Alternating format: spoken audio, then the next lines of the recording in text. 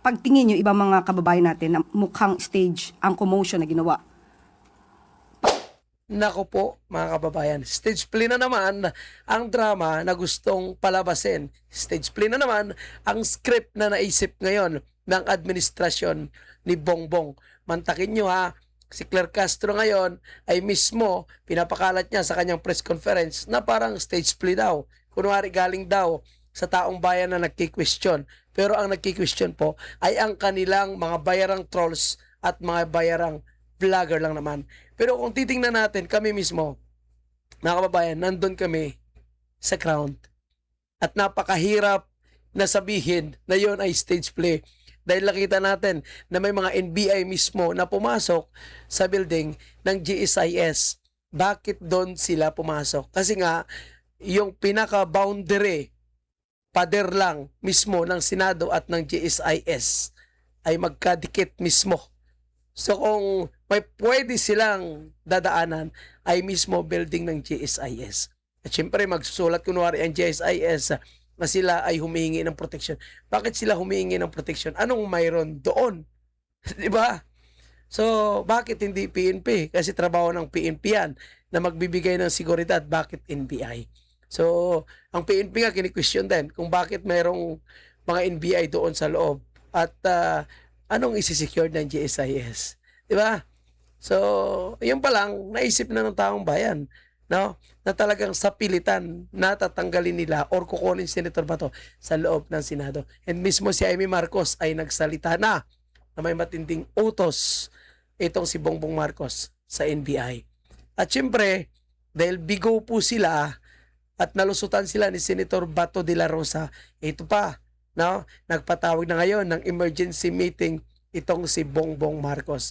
At pilit niya pa rin dinideny na walang NBI, pilit niyang dinideny na wala siyang kinalaman sa nangyaring putukan. Pero tandaan natin, hindi mangyayari yung utos na yan, walang pwede mag-utos na arestuin si Senator Bato de la Rosa, kundi ang presidente lang kasunod ng ICC warrant of arrest. Dahil kung hindi pabor ang presidente na arestuhin ang kanyang kapwa Pilipino, hindi mangyayari yung panghihimasok ng NBI at yung sabuatan ni Tota Soto. So ano yung mangyari sa kanilang meeting? Ano na naman yung kanilang strategiya? Ano na naman ang kanilang plano? Sino na naman ang kanilang plano na susunod, nagigipitin pagkatapos mabigo sila kay Senator Bato de la Rosa? BP Sara impeachment na naman ba? Ano yung kanilang gagawing propaganda? At sino na naman ang susunod nilang kakasuhan para mapatahimik ang mga oposisyon at lumalaban sa corruption? Ito, sabi ko nga sa inyo mga kababayan, ang kanilang script ngayon ay palabasin na stage play daw yun ang nangyari. Pero bago yan, bago natin tingnan ang sagot ng USA, ito pakinggan natin ang kanilang drama ngayon. Merong pagtingin nyo ibang mga kababayan natin na mukhang stage ang commotion na ginawa para palabasin si Senator Bato. Meron po ba kayong ganong naulinigan? Well, I will be very honest, you say clear, no? That's the sentiment of our NBI agents. Kasi nandoon kami, of course, hindi na rin lang para sa seguridad ng GSIS, kundi yung amin na rin mandato na siguraduhin na isang tao na may mandato de aresto ay malaman namin kung saan pupunta. Sir, may we know? Ayan, nabuking siya. Ulitin natin mga kababayan natin. Minomonitor nila yung kalagayan sa loob ng Senado. May mandato de aresto daw, Senator Bato, kaya kailangan nila alamin kung saan papunta. So talagang si Bato, yung kanilang target. At sinasabi nilang wala sila doon, hindi sila nandoon para arestuin si Bato at pasukin ng Senado. Paano nila mamonitor kung nasaan si Bato? Paano nila malalaman kung anong galaw ni Bato kung hindi sila nagtitik-tik doon? So talagang yun ang kanilang target. So dahil nabigo lang sila, dahil nabisto po sila, dahil maraming videos ang lumalabas, meron pa sila sinasabi na nasa hotel daw po ang lahat na NBI agent. Pero bakit may mga nasa loob? So may mga black news pa na tinatago. Mayroon pang hindi nare-report na nakarating sa atin. Siyempre, hindi natin sasabihin yan, pero malalaman din naman yan pagdating ng tamang panahon. May mga black news po sila na hindi nilalabas. At paano naging driver na may iba't ibang klaseng ID, naging media na may baril pa. So, ibig sabihin, naglagay sila ng espiya sa loob ng Senado. At ito yon, driver, reporter, NBI, may baril. Tapos sabihin nyo na volunteer lang. Pwede ba yon? Ang hirap naman ng trabaho na magiging volunteer driver, pero volunteer, nag-media ka na rin, nag-spiya ka na rin. Kung sino po si Mel Oragon, totoo po bang driver siya ng NBI, and bakit po siya may hawak na baril? Allowed po ba yun sa driver if that's the case? Well, sa ngayon po, when binalidate po namin yung pong aming records ng aming po mga ahente at mga employees, siya po ay hindi po opisyal na empleyado ng NBI. So, siyempre, wala na mga amin yan. Kasi pag inamin nila yan, dali sila. So, talagang i-deny nila yan. Pero ang tanong, kagaya ko na hindi naniniwala, may naniniwala pa sa kanilang sinasabi. Di ba? Ngunit nung akin pong nagkaroon na po ako ng sariling investigasyon, lumalabas po na siya ay parang volunteer kasama po nung Parang volunteer. So, pwede mo rin sabihin, lumalabas na parang siya ay NBI. mga ahente po. No? Doon po sa katanungan kung alaw humawak ng baril, So, ibig sabihin, meron pa mga pwede pala mag-volunteer lang dyan yung tao. Special na ahensya ng gobyerno yan.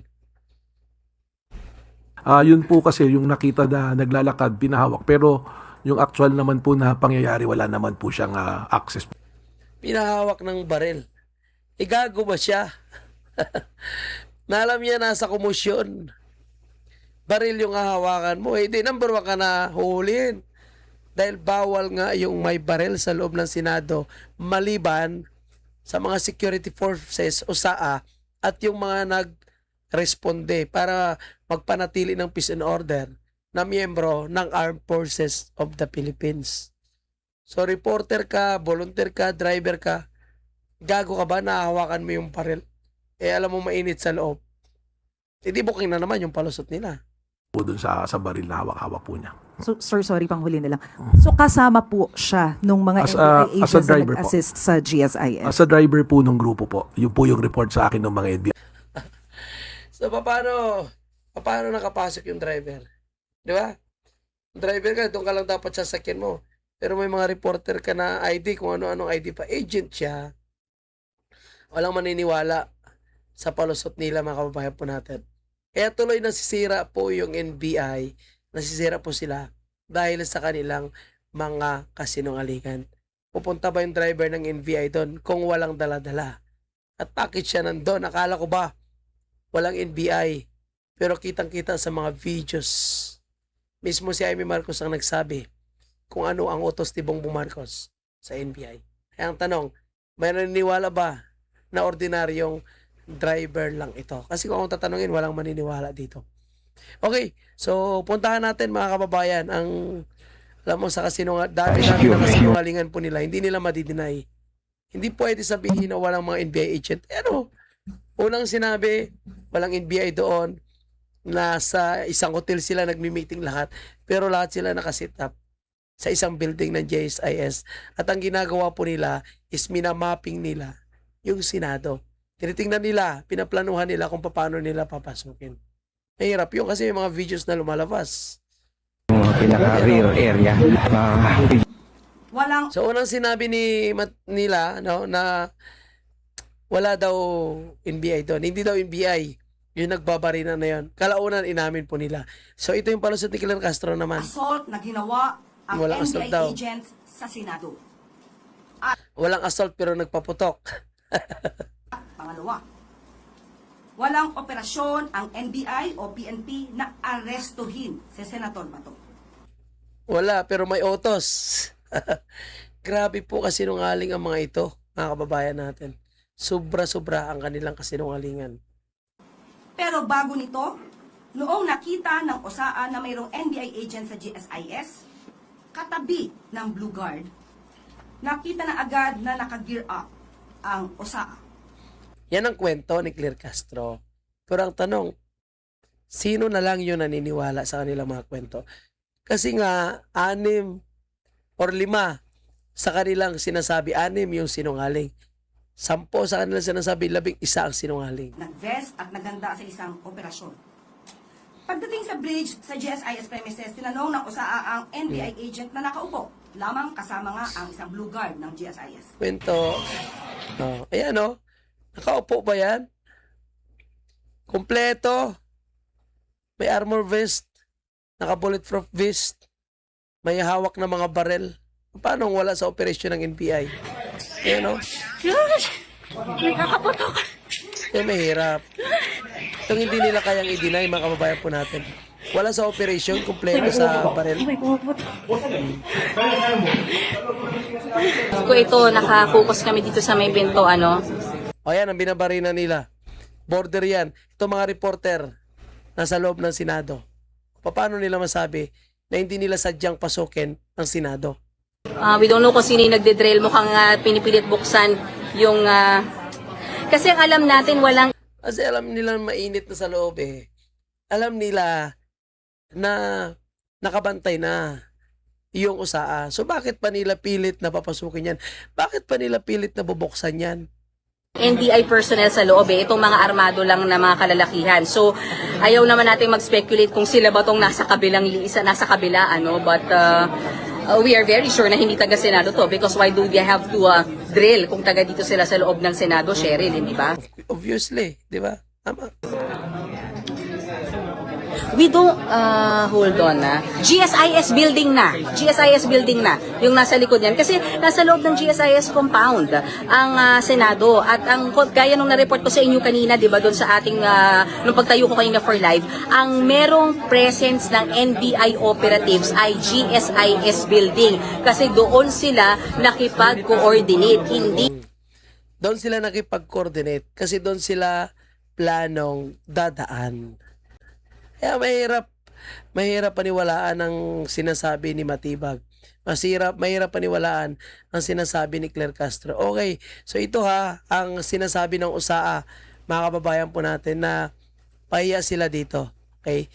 So, alam mo yung USAA, mga veterano yan. PMAers yan. Hindi basta-basta mauuto yan ni Matibag, mga kababayan po natin. Okay, sabihin natin, yung sinasabi nilang stage play. Sabi nga ni retired General Mao Aplasca, sabi niya, mahirap po yatang paniwalaan na stage itong situation o nangyaring kaguluhan sa Senado dahil hindi ko po naman pwedeng i-stage yung pagpunta ng NBI agents dito sa Senado. Kung hindi pumunta yung mga NBI agents rito, wala tong nangyayaring kaguluhan o putukan. Tama. Kasi in the first place, sila yung nanghihimasok sa tulong at pakikipagsapwatan ni Tuta Soto. So ngayon mga kababayan, paano nila masasabi na stage bling ito? Ulitin natin, ang PNP hindi rin sila mag-aaresto dahil wala pong warrant na lokal para kay Senator Bato de la Rosa. Again, paano po ito magiging stage play? Ay napakalinaw. Hawak ba ng USAA? Yung NBI, hindi rin po. Sila po yung usang pumasok sa loob ng NBI.